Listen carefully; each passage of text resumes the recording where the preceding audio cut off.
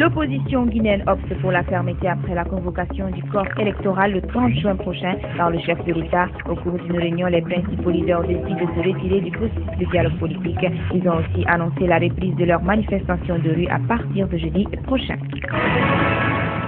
En dépit de la fixation d'une date pour les élections législatives, le gouvernement guinéen se dit ouvert au dialogue politique. Il invite l'opposition à la relance des pourparlers, c'est ce qu'a laissé entendre ce lundi le porte-parole du gouvernement guinéen.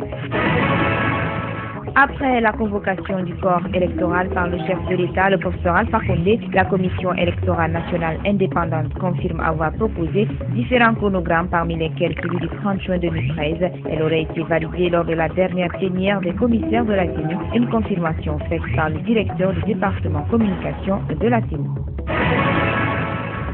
Contrairement à l'opposition, le Conseil national des organisations de la société civile guinéenne salue cette décision. Il invite les acteurs politiques à plus de compréhension pour la bonne tenue du scrutin. Et devant les positions tranchées entre les différents acteurs de la crise que disent les citoyens de Conakry, beaucoup parmi eux militent aujourd'hui en faveur de la reprise du dialogue pour éviter les violences. Le Premier ministre, chef du gouvernement, a procédé dimanche à la pose de la première pierre des travaux de réhabilitation de la grande mosquée de Kouré-la-Landé dans la préfecture de Boufa. C'était à l'occasion du grand FIDAO organisé par les fils ressortissants de cette localité. Le coût global de l'infrastructure s'élève à plus de 2 milliards de francs guinéens, entièrement financés par le gouvernement guinéen.